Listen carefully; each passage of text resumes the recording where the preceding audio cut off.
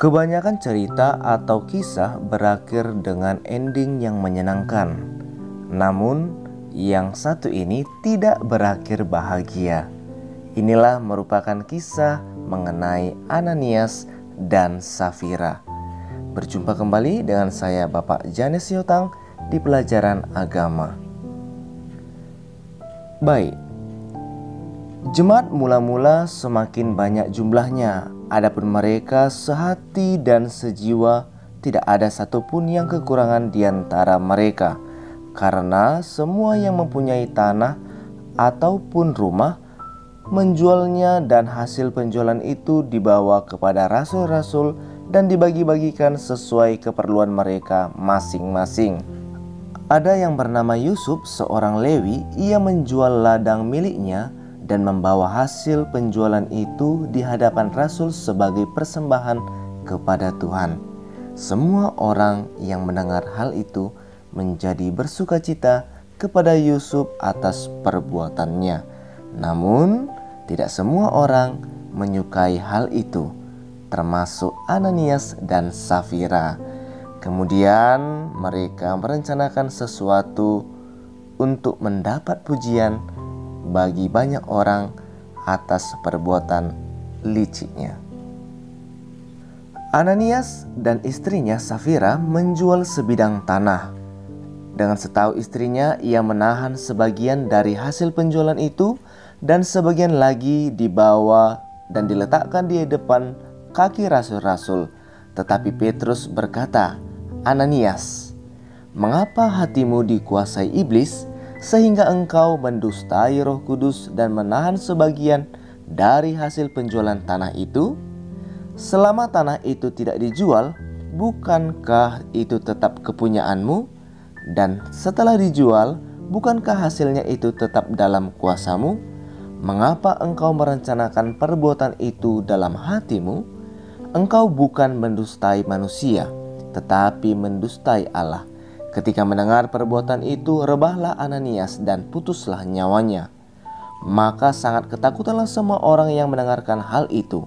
Lalu datanglah beberapa orang muda. Mereka mengapani mayat itu. Kira-kira 3 jam kemudian masuklah istri Ananias, tetapi ia tidak tahu apa yang telah terjadi. Kata Petrus kepadanya, "Katakan kepadaku, dengan harga sekiankah tanah itu dijual?" Jawab perempuan itu, "Betul sekian."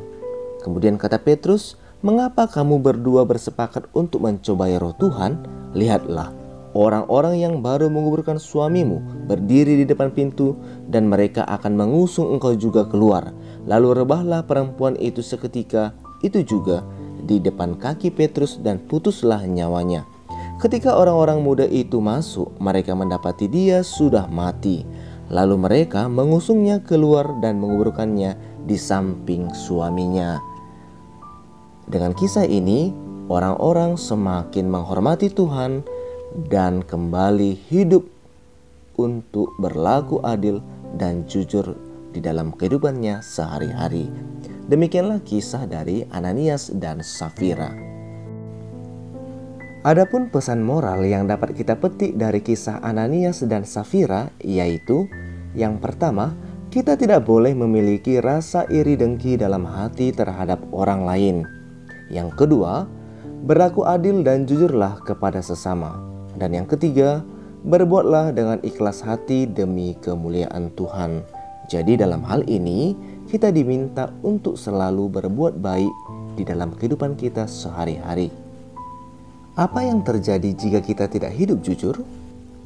Jika kita hidup dengan tidak jujur, maka yang terjadi adalah kehancuran dalam hidup, dihantui rasa bersalah, gelisah, dan tidak tenang.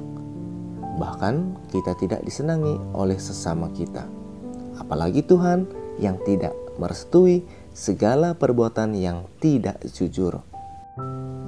Dalam perintah Allah yang ke-8 jelas dikatakan bahwa jangan bersaksi dusta terhadap sesamamu. Dalam hal ini Allah sendiri melarang kita untuk bersikap tidak jujur atau berbohong. Jadi bersaksi dusta artinya berbohong.